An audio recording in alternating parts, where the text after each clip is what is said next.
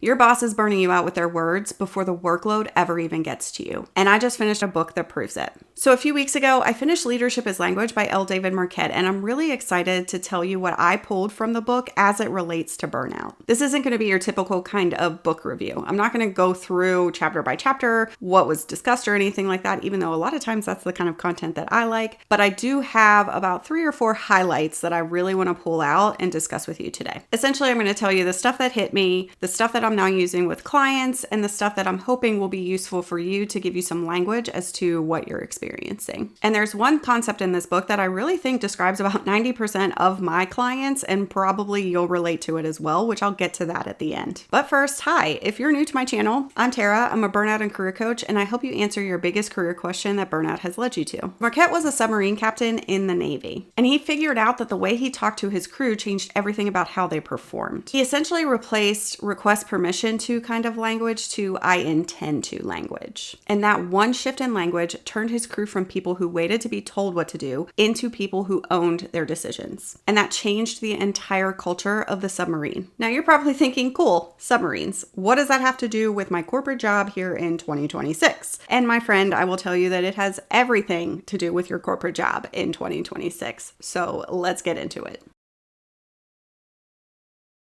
He breaks work into 2 modes. He calls it red work and blue work. Red work is the doing work, so think executing and checking things off the list. Blue work is the thinking work, so reflecting or deciding whether the thing that you're about to do is actually worth doing. And the problem today is that most of our workplaces are stuck in permanent red work, the constant urgency, the go, go, go, always reaching for those KPIs and not taking any time to reflect. There's just this expectation of continuous action without ever stopping to reflect if we're going in the right direction. And now Marquet says that the reason why is that our setup comes from the industrial era. So things like factories, assembly lines, that physical labor. The whole system was designed for execution. You show up, you do the work, and you repeat it time and time again. Thinking was someone else's job. The boss thinks, the worker does. And that model has just followed us. So it has carried into our offices, into the corporate world, and into knowledge work specifically. And when you think about your job actually requires probably more thinking than it does actual task execution when you think in the concept of like factories and assembly lines. And yet the structure that you're working inside was never updated for the thinking and the reflecting and the making good decisions. Marquet even points out that the language we use still today proves that, right? We use terms like all hands meetings and leaders and followers and direct reports. Those all come from factory language and they're being applied to the knowledge economy. The system was never redesigned for the work it's asking you to do. And that gap between what the work requires and what the structure supports is where burnout lives. And here's where it gets scary. The book says that stress makes it nearly impossible to know when you need to stop. So the more burned out you are, the less likely you are to realize it. And I'm going to come back to why that's important in a second.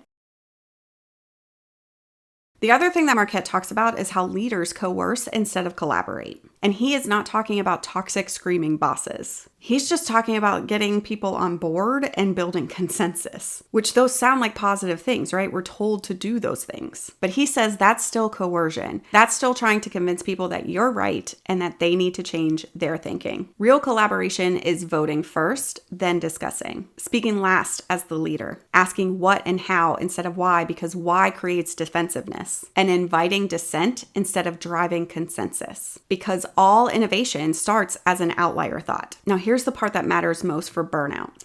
He says that the censoring of information is directly related to the power gradient within the organization. The steeper the hierarchy, the more people self-edit. They reword emails. They stay silent when the boss floats an idea out there, and they stop advocating and pushing back on ideas. It's a rational response to a system that punishes dissent. And I see this with my clients. They stop advocating for themselves and they stop raising concerns, and they start to think that it has something to do with their confidence. But it has less to do with their confidence and more to do with the culture of consensus.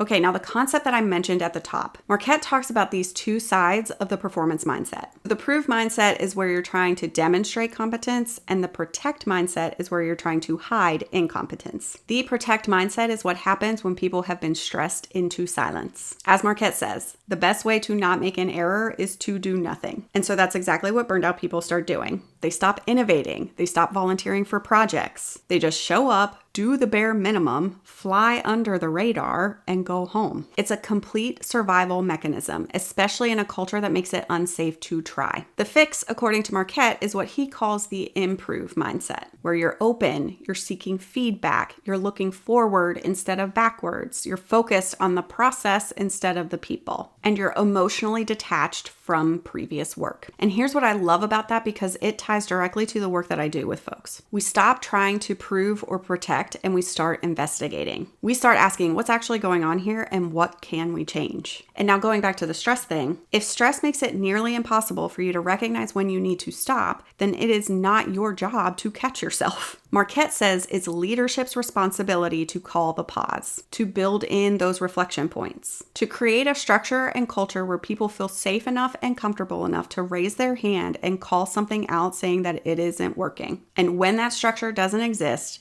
you get burnout, period. So do I think you should read this book? Absolutely yes. It is a leadership book as it's written really for managers, but there's so much that you can pull from it. I mean, if you're burned out and you're trying to figure out why your workplace feels the way it does, this is going to give you some language for that. And honestly, that's where everything starts. Language first, relief second, then we can talk about strategy. Now, if you like this video, be sure to hit subscribe. I do book reviews, burnout content, and career strategy for anyone who's in the thick of it right now. And let me know in the comments if you've read this book or if you're planning on reading it, because I'd love to hear your thoughts. And if you have a book that you'd like me to review and share my own takes, be sure to add that in the comments as well. I'll see you next time. Take good care and make good choices.